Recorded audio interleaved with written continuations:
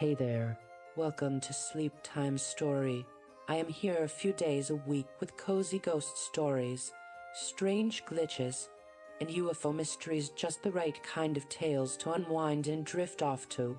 Got your own experience to share? Feel free to reach out.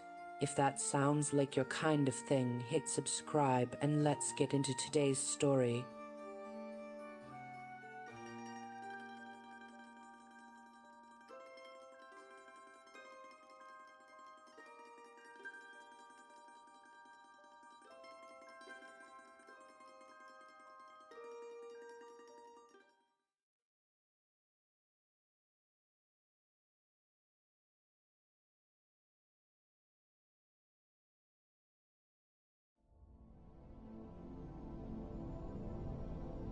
Story name, Welcome to Coyote Ridge.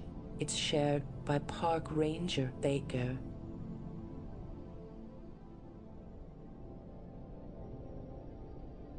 I'm starting to feel like I've lost my mind. I can see a whole town that shouldn't be here. My name is Samuel Baker and I'm a ranger at Yellowstone National Park. I've spent 20 years fighting wildfires for the National Park Service, so you'd think I've seen it all. But about 4 hours ago, out of nowhere, an entire town popped up in the middle of the park, and my colleague and I are the only ones who know it's not supposed to be there. What makes this even stranger is that the people living in the town seem completely normal.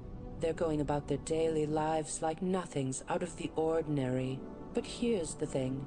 They have no idea that they live inside a national park, one of America's most famous ones. At that, I'm not sure what to make of this or how it all happened. That's why I'm reaching out for some advice. My partner Thomas stumbled upon this whole situation first. He drove into the valley early one morning and noticed something strange. A brand new sign on the road that read "Welcome to Coyote Ridge." When he turned a corner, he saw a motel in the distance and immediately came back for me. Thomas and I had driven up to the valley together in our old Chevy Blazer, taking a long route around the town so we could check it out first. We parked at the base of the mountain and went for a hike. As we walked along the railroad tracks, we passed by a small gas station with 2 oil drums, one full of diesel fuel and the other filled with water. The main street was lined with old cars, some of which looked like they'd been there for years. All others seemed to have arrived just that morning. When Thomas and I walked into Coyote Ridge, it was clear that this place wasn't abandoned. It was actually thriving. We approached with caution because we didn't know what to expect. As we walked through the town, everyone seemed completely unaware of how they ended up there in the first place. They just went about their daily business like nothing was out of the ordinary. Some people barely even looked at us, while a few gave us strange, curious glances. "This is weird," I said to Thomas, looking around at all the familiar faces. "I know what you mean," he replied. I recognized some people in the diner too. The more we walked through town, the stranger it seemed. One man caught my eye as he walked down the sidewalk with a bucket in his hand. He moved confidently, but never looked up, just stared straight ahead like he was on autopilot. As I watched him disappear around a corner, another person caught my attention. A tall, thin guy with a pale face and no hair stood in the doorway of a coffee shop, staring directly at me. He wore a black hiking jacket and his eyes seemed haunted. That's when it hit me. This guy looked just like a missing hiker we'd searched for last week. And as I thought back to all the other people who had vanished from national parks, it clicked into place. These are all the people we've been searching for. It was like they'd somehow ended up here in Coyote Ridge without even realizing it. That's when we realized just how strange this town was. Almost every single person who lived in Coyote Ridge had been reported missing from a national park somewhere. As we talked to as many people as we could, it became clear that none of them knew why they were there or how they'd ended up in Coyote Ridge. They all acted like it was their hometown and didn't have any idea that anything was unusual about it. When I asked one woman if she remembered where she came from before moving to Coyote Ridge, Her response was a blank stare. "I don't know," she said, "but I've lived here for as long as I can remember." She had no idea that she'd been reported missing or even that she'd ever left Coyote Ridge. Another woman, named Irene, told us that she worked at the local hardware store and had lived in Coyote Ridge for over 45 years. When I asked her if she knew anything about why she was there, she looked confused. "I've always known this is my home," she said. It wasn't until later that we found out Irene had actually gone missing from a national park decades ago. It was clear to us that the people of Coyote Ridge genuinely believed they lived in Montana, not inside a national park. They knew their neighbors and went to school with them, or at least, they thought they did. I asked Irene if she had a family, I said, turning back to Thomas as we left the hardware store. But she just shook her head and told me she'd never married or had kids. Thomas looked at me with a serious expression. "I don't like this, Sammy." I felt like someone's watching us since we got here. He nodded towards a man standing outside the diner, holding a jug of milk. There was something unsettling about him. "Sam, are you listening to me?" Thomas said, his voice shaking slightly. I snapped back to attention and looked at my partner. "What did you say?" Thomas repeated himself. "I think we should leave. I don't want to be here anymore." As he spoke, a chill ran down my spine. There were so many people in Coyote Ridge, all of them perfectly normal, some even knowing each other like they'd grown up together. How is this possible? I wondered aloud. How could an entire town filled with missing people just appear out of nowhere? Thomas was already backing away from the conversation, his eyes wide with fear. "Let's go," he said, and we quickly drove back to our ranger cabin. As we got out of the truck, Thomas started shaking again. "I'm going to call this in," he said firmly. This whole thing is just bizarre. I mean, how can an entire town full of missing people just materialize in the middle of Yellowstone? I nodded in agreement. We both needed to process what we'd seen and try to make sense of it all. "I'll go get some papers ready," Thomas said, already heading towards his phone. I watched him go, my mind reeling with questions. What was going on here? And how were we going to uncover the truth? I collapsed onto the couch, closing my eyes and trying to process everything that had just happened. It all felt like a crazy dream, especially thinking about the hiker we'd found dead last week. He was alone and confused when he died, but now I saw him alive and well in Coyote Ridge. I opened my eyes and took a deep breath, letting the familiar scent of wood smoke and pine calm me down a bit. But it didn't help much. I was still reeling from what we'd seen. What am I supposed to make of all this? I asked myself, pacing around the room. Is this some kind of sick joke? Did the government really create a fake town in Yellowstone for some reason? I couldn't shake off the feeling that there was more going on here than met the eye. What if Coyote Ridge wasn't just a harmless anomaly? What if it was covering up something worse? My mind started racing with possibilities, and none of them made any sense. I felt like I was stuck in some kind of bizarre nightmare, unable to wake up. As I stood there, lost in thought, my eyes began to glaze over.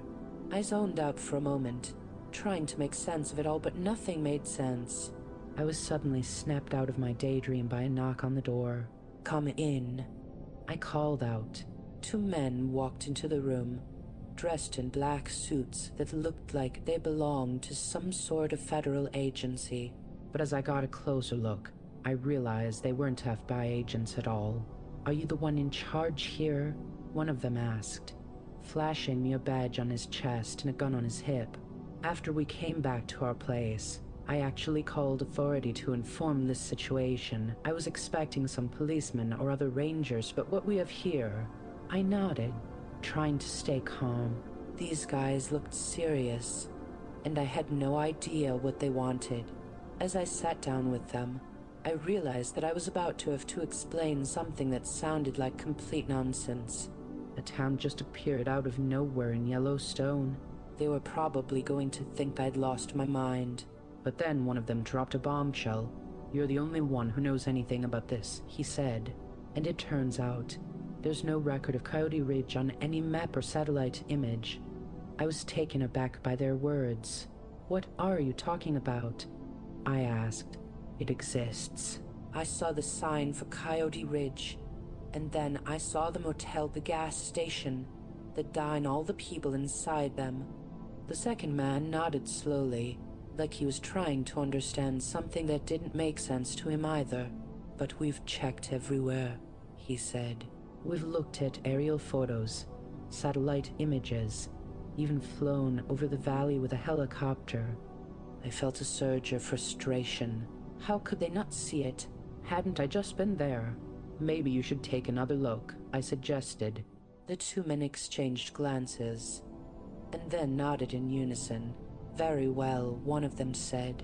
"If you're so sure you've seen something unusual, we'll take you there." I felt a wave of relief wash over me. Maybe these guys weren't crazy after all. Maybe they were actually going to listen to what I had to say. "Thank you," I said, trying to sound calm and composed. But as they stood up to leave, I couldn't help but feel a sense of trepidation. What was I getting myself into? As I followed the two men out of the cabin, they seemed completely normal. They were both in their early 50s, with short hair and blue eyes, dressed in black suits that looked like they belonged to some sort of federal agency. "Okay," one of them said. "If you could just lead us to your town." I nodded, and we drove deeper into the park. Our vehicle was equipped with a topographical GPS system, which made it easy to navigate through the rugged terrain. After an hour of driving, we came to a hill overlooking a wide valley. As we passed by the sign for Coyote Ridge, I shouted out in frustration, "Did you see that?" "It says Coyote Ridge right there." But they just looked at each other, confused. The shorter one said, "I don't see anything." He pulled off the road and stopped before the sign, then turned to me. "Maybe we should get out and look again," he suggested. I agreed, and we got out of the car. I ran over to the sign and pointed it out to him. "What the hell is this? It says Coyote Ridge." He looked at it, then at me, and scowled. "Read what?" I was getting angry by the minute. "It says Coyote Ridge. Look at the name of the town." But he just shook his head and said, "There's no sign there."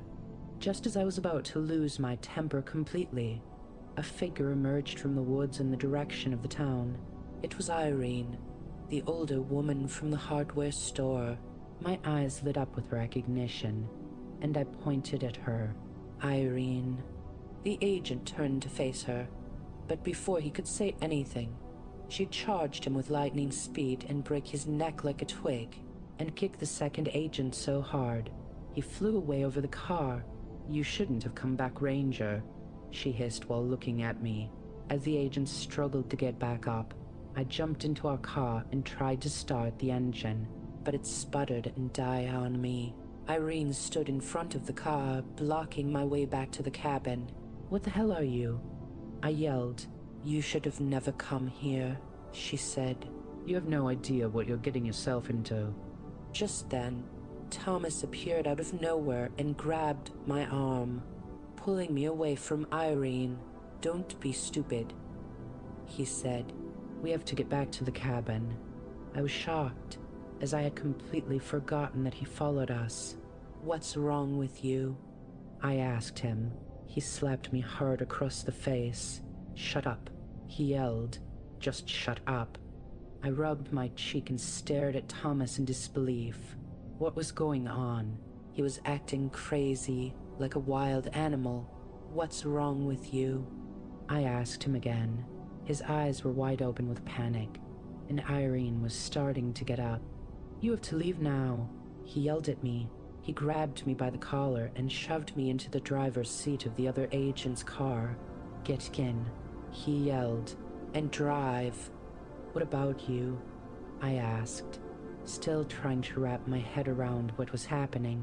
"I can't fight them anymore," he said, his voice laced with desperation. They've taken too many rangers. Just get out of here. We just found out about the town yesterday. How do you know all this?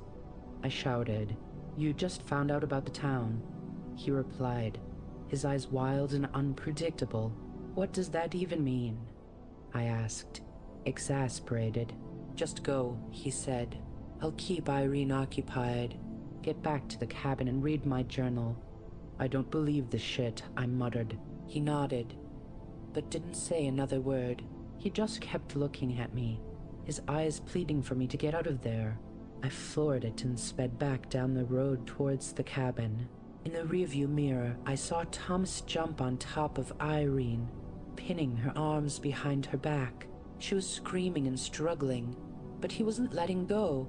Get down, he yelled at her. The last thing I saw was Thomas running towards the town, his face set in a fierce expression. I pulled into the cabin and shut off the engine. Then I sat there for a minute, trying to process everything that had just happened. Finally, I got out of the car and went inside. Thomas's journal was waiting for me on the couch. As I looked through it, I saw pages and pages of notes and research about the town. It was like he'd been preparing for this moment for years. I felt a wave of shock and betrayal wash over me. How could Thomas keep all this from me? What else had he been hiding? As I read through Thomas's journal, I was shocked by all the secrets he had been keeping from me. He had known about Coyote Ridge for years, but he hadn't told me because he was afraid of what I would think. But it turns out that Thomas wasn't just hiding something from me. He was hiding his own soul. He knew that Coyote Ridge wasn't just a town. It was a nexus point for people who got trapped in other dimensions. The townspeople were being sustained by an otherworldly force that fed on them. Thomas had been part of an organization that studied these phenomena and tried to help the people who got stuck here. But he got disillusioned with their methods, which often involved exploiting the townspeople for their own gain. As I read through the journal, I realized that Thomas was trying to protect me all along. He knew that if I found out about Coyote Ridge and what was going on, I would be in danger too. But just as I finished reading the journal, I heard a strange noise outside. It sounded like Thomas, but something was off. The sound sent shivers down my spine. I grabbed my backpack and ran to the window. That's when I saw Irene standing in front of the cabin, her eyes glowing with an otherworldly energy. She had that same twisted smile on her face as before, and then I saw Thomas behind her. His eyes were black as coal, and he didn't look like himself anymore. He looked like one of them. I knew then that Thomas was gone, consumed by the forces of Coyote Ridge. I was alone now, and I had to get out of there before it was too late. I ran from the cabin, not looking back. I knew I would never see Thomas again, but I also knew that I couldn't let the secrets of Coyote Ridge die with him. As I drove away from the cabin, I saw the town in the distance, or at least, what used to be a town. The buildings were gone now, and all that was left was the name Coyote Ridge on a crumbling signpost. I knew then that I had to write this story down, so that others wouldn't have to experience what I went through. It's a warning to anyone who thinks they can handle the secrets of Coyote Ridge. Be careful, because once you know the truth, there's no going back. The final page of my journal is blank, except for one sentence. I'll never forget Thomas, and the town that took him away.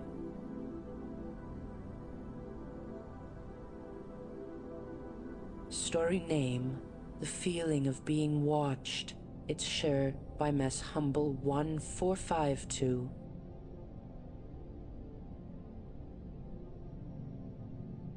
I've been encouraged by a close friend to write down my experiences, but I've already done that in some way, so I'm posting this here instead. To be honest, I don't consider myself a good writer, and for that, I apologize. I'm sharing this because I think it might help if more people read about what I've been through, and maybe someone will understand me better as a result. Many women are afraid of being followed, kidnapped, or hurt. I'm no exception, but at the time, I didn't really realize how scared I was. I never trusted older men and tried to avoid situations that might put me in danger. My mom had been through something similar when she was young, and she taught me about the risks of obsessive behavior. She would get really anxious whenever she sensed danger and wanted to keep me safe from anything that might harm me. My dad understood where she was coming from, but he also tried to be my advocate and give me some freedom. However, I started keeping things from them so they wouldn't restrict me even more. This led me to take more risks and make mistakes. Looking back, I wish I had listened to my mom's warnings. I was born in Arizona, but when I was 5 years old, my parents moved our family to a small town in Pennsylvania for my dad's job. It was a nice neighborhood, where everyone was friendly and kind. Our house had plenty of space for our dog, Cooper, who loved it there. The local school district was good too, and my parents made an effort to choose the best one they could afford for me. When I started kindergarten, I met Marcus, and we instantly clicked. We became inseparable friends throughout elementary and high school. We spent most of our days together at my house, where he loved the snacks my mom would make for us. Marcus was a bit more adventurous than me, always coming up with ideas that pushed the boundaries. One example that comes to mind is when we were both 16. He tried sneaking out of his bedroom window and ended up breaking his arm. Despite this, Marcus played a big role in helping me grow into the person I am today. We had some pretty wild experiences growing up together. When we were around 7 or 8 years old, we decided to set up a camp in my backyard, thinking it was cool that we could spend the night without our parents. We brought everything we needed: pillows, flashlights, and snacks. After my mom checked on us before bed, Marcus had an epic setup planned for scaring me with ghost stories. He even created his own volcano using blankets to make cozy shelter, which he used to conceal himself while telling the spooky tales. Marcus loved scaring the living day out of me when we were kids, especially with scary stories. One time was particularly memorable. I got so scared that I threw up. My mom thought it might have been because of all the candy I had eaten earlier. But let's just say Marcus had a knack for telling terrifying tales. After what felt like an eternity, Marcus finally stopped scaring me at midnight, and we huddled together in one sleeping bag, still shivering with fear. But then his stomach started growling and he got hungry, so he rummaged through the lunchbox my mom had packed for us. As we munched on our sandwiches, we heard a strange gurgling sound coming from behind my backyard. Marcus immediately sat up straight. "Did you hear that?" he asked in his southern drawl. I told him it might just be a cat, but he wasn't convinced. He got out of the sleeping bag and suggested we go check it out. I was hesitant to leave our cozy backyard campsite, worried my mom would get mad at us for sneaking out after midnight. But Marcus just smiled mischievously and said then, "Don't tell her." He grabbed 2 flashlights from his backpack and held out his hand for me to join him on this mysterious adventure. I hesitated for a moment, but since we could stay close to the fence, I decided it was safe enough to sneak out with Marcus. We walked back to the gate, where Marcus unlocked it and opened it creakily. We paused, listening to see if I would get in trouble when my mom woke up. After a few moments of silence, we slipped out onto the sidewalk behind our house. It was chilly on our feet, and the air was already getting cooler as the rain started to fall. I held up my hand to feel the droplets on my skin, closed my eyes, and took a deep breath in an attempt to calm myself down about getting caught. As we looked across the street at the houses, I noticed that all their lights were off. It was like everyone was asleep or had already gone out for the night. The darkness made everything seem eerie, especially under the faint glow of the streetlights. A shiver ran down my spine, and I crossed my arms, trying to shake off the feeling. "Let's go back inside," I said firmly to Marcus, but he ignored me and kept walking into the road. He turned on his flashlight and started scanning the area in all directions, as if waiting for something to happen. We stood there in silence for a while, listening for any sound or movement, but it was just the wind whistling through the branches and the rain getting heavier. Marcus finally had enough of standing around and told me he was cold too. He turned off his flashlight and started walking back towards our house. I turned to follow him, but something in the darkness caught my eye. I glanced over to investigate what had caught my eye. As I looked across the street, I tried to make out what I was seeing in the darkness. My eyes struggled to adjust, but eventually I could see a figure standing by one of the houses. He was tall and skinny, but that's all I could really tell about his appearance. He wasn't moving around or doing anything suspicious. He just seemed to be standing there, between two streetlights. But what really caught my attention was that I could hear him breathing. His breathing was weird. It would get heavy and fast for a second, then suddenly quiet down before getting slow again. It sounded labored, like he was trying to catch his breath or something was wrong with him. I grabbed Marcus's arm and whispered, "Look between the houses." He turned around and followed me with his eyes. When he saw the stranger, he asked, "Do you know him?"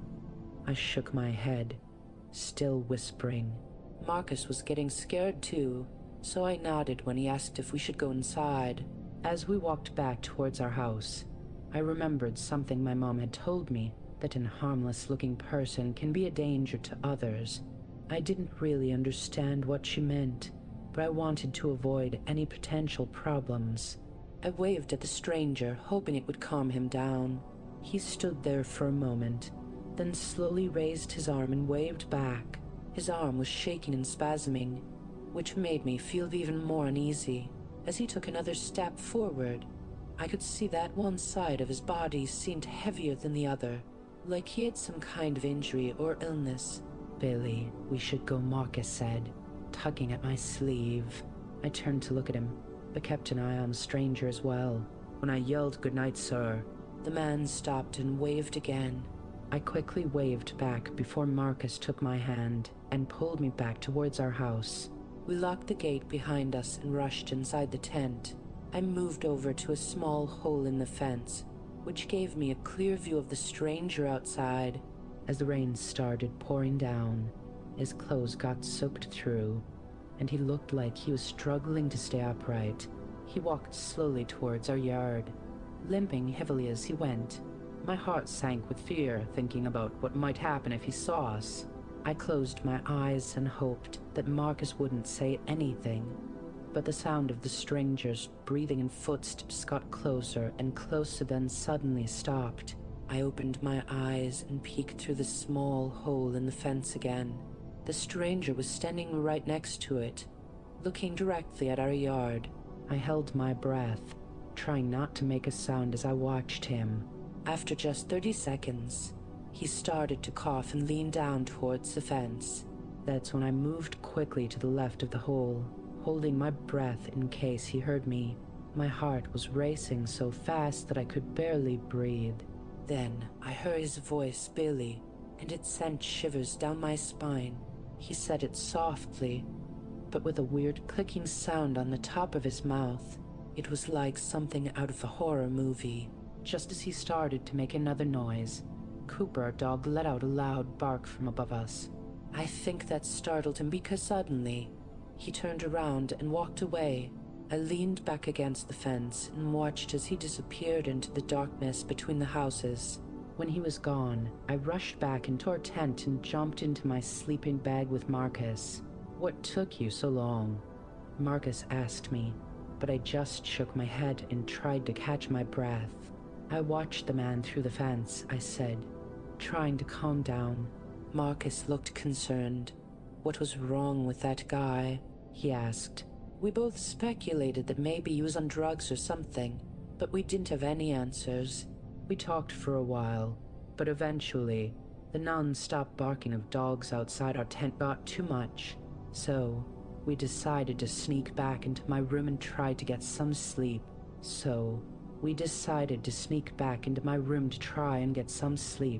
But it turns out that might not have been the best idea since Marcus is a blanket hogger, and I ended up waking up cold and on the edge of the bed. The next day, while we were eating dinner, my dad came home early from hunting. He's always struggled with hunting, actually. In his whole life, he's only managed to catch 2 rabbits in a year, but this time was different, because he'd caught a deer. My dad was beaming with excitement, and we all tried to play it cool by giving him special treatment. We teased him a bit, asking for more details about his hunting trip. He said that there were hordes of animals running round, and that they were moving so fast that he was surprised he managed to catch one. My mum raised an eyebrow when she heard my dad say that it looked like the whole forest was running around. She tried to calm him down by saying that it might be an exaggeration. But my dad insisted that he'd never seen anything like it before, and that it had left him a bit unsettled. As we were all laughing and joking around, my dad suddenly got this far-off look in his eyes. He started talking about how weird the experience was, but then snapped back to reality and smiled at me. He said that maybe I could be his lucky charm and help him catch something new next time. He ruffled my hair and joked that we were going to create a whole new species, one with 8 arms and sharp teeth. My mum poured us all bowls of chili, and I chimed in by saying that the new species was definitely going to have those features. Marcus just rolled his eyes and said something about how I was making monsters. My dad played along, joking with me about how he trusted Marcus's expertise on monster making. But then he suddenly stopped himself, mid-sentence. There was a loud boom on the door, like someone had punched it with incredible force. We all jumped up to look at the door, my mum looking concerned at my dad. "Were you expecting someone?" she asked. My dad shook his head, but his face showed that he was worried. My mum stood up and walked over to the door, peering through the peephole. She looked back at us with a mixture of fear and confusion on her face. "There's no one," she said, like she didn't believe it herself. She checked the peephole again, then opened the door slowly. But as soon as she did, she let out a blood-curdling scream and took a step back. My dad rushed over to join her, looking pale and scared. I tried to get up to see what was going on, but my parents kept me back. I asked them what was wrong, but they just shook their heads and told me not to worry. Frustrated, I walked into the kitchen window and peeked out onto the porch, hoping to see something. But it was too dark to make out anything. I went over to the dining room, where my parents were on the phone with someone. They were speaking in hushed tones, but I could tell they were trying to keep their voices down. The person on the other end asked a question, and suddenly my parents slammed shut the door and rushed away from the entrance hall. I took advantage of their distraction to slip over to the door and slowly open it. That's when I saw it, a dead cat, lying on our porch with its stomach torn in half and its heart ripped out in front of it. It was like something from a horror movie, and I felt a chill run down my spine as I looked at the gruesome sight. The porch was covered in blood, soaking into the wood. The dead cat's eyes were bulging out of its head, and its exposed bones were visible. I looked closer and saw a blue collar around its neck. I felt a wave of horror wash over me as I slammed the door shut. My mom heard the commotion and came running to me, pulling me into a tight hug. She tried to calm me down, but I was shaking uncontrollably. I couldn't stop thinking about what I had just seen. It was like nothing I'd ever imagined an animal could do. As I said this to my mom, she just held me tighter and didn't say anything. Looking back now, I wish I could go back to believing that the culprit behind these gruesome scenes was some kind of wild animal. I ran upstairs to my room and climbed under the covers, feeling shaken to my core. My mom told Marcus to come up and check on me, but he asked me what I saw, and I couldn't bring myself to tell him. By the time he left, the dead cat was gone, but the stains on the porch remained as a grim reminder of what had happened. What I didn't know at the time was that this wasn't an isolated incident. It would become a recurring nightmare for our family. Over the years, we'd find more small animals on our porch: cats, dogs, foxes, skunks, and squirrels. Each one's stomach had been ripped open, and their hearts left in front of them like some kind of twisted offering. To go outside, I started taking Cooper with me. My dad got a bit worried about having him inside the house after all the strange occurrences. Cooper was just husky, not exactly the most intimidating dog, but at least he was something. I'd usually take Marcus along for walks since he could run faster than I could. That way, whenever Cooper broke free from his leash, which happened often, we didn't have to chase after him. But eventually, my dad got me a new leash, and things went back to normal. As the days passed, my dad started keeping Cooper outside, which was okay with me since he'd been getting more agitated every night. Still, it was nice having him around. He'd bark whenever an animal appeared on the porch, but after a while, those visits stopped happening altogether. We were all hoping that would be the end of it. 2 months later, Cooper started barking again. I thought nothing of it since it had become so routine. I was half asleep when suddenly Cooper stopped barking out of nowhere. It felt like someone had passed away or something was seriously wrong. As a regular occurrence, Cooper usually barks for at least an hour every night, so I thought maybe he was hurt. My heart sank and I started imagining the worst, that Cooper was lying on the porch, dead. But then I realized he kept going. That eased my anxiety right away. Now fully awake, I decided to get out of bed to grab some water.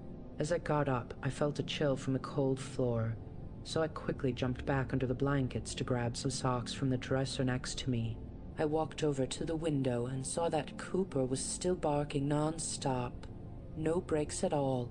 I pressed my ear against the glass to listen more closely, but it sounded weirdly repetitive. I looked out at our lawn and down the street, wondering if maybe he'd gotten loose from his leash. But everything was dark. The only thing moving was some leaves blowing around in a circle on our lawn before spreading out in all directions.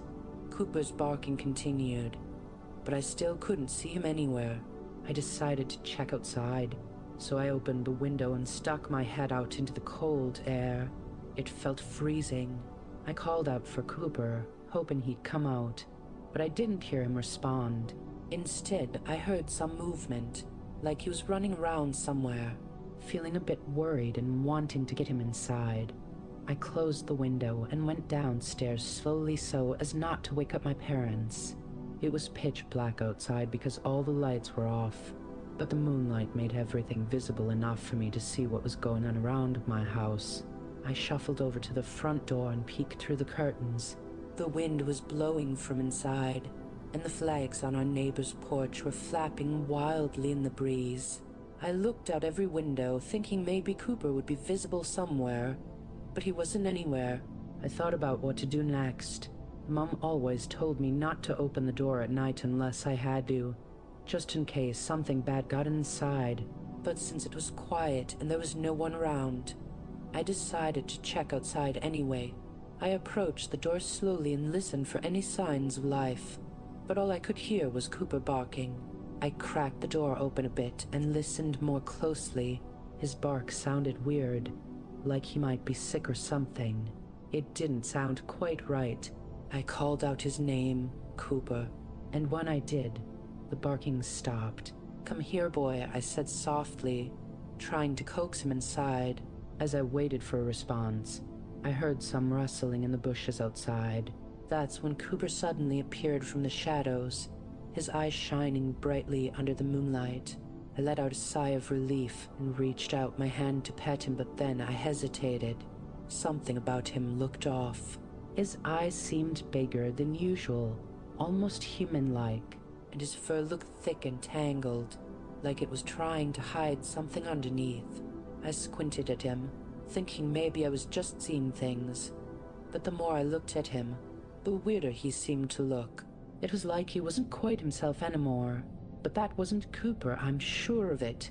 As I stood there staring, I tried to turn on the light switch, but my hand couldn't find it.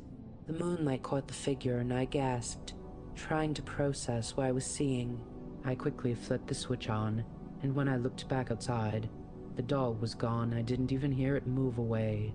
My heart started racing as I grabbed the doorknob and locked all 3 locks. I shut the door and skipped getting a glass of water. just going straight back to my room and locking the bedroom door too.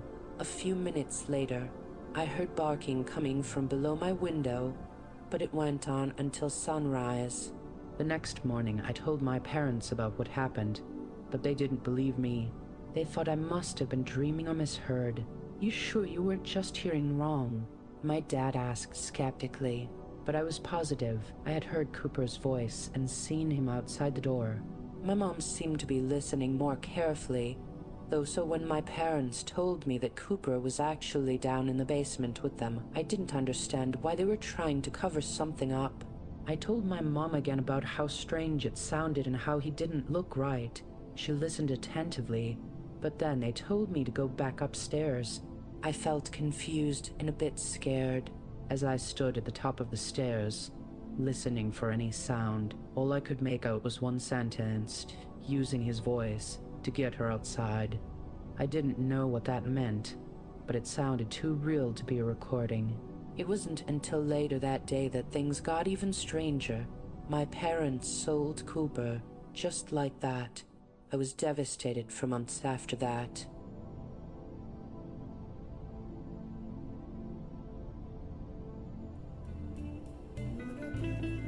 Thanks for watching. If you enjoyed this video, don't forget to give it a thumbs up and subscribe to the channel for more.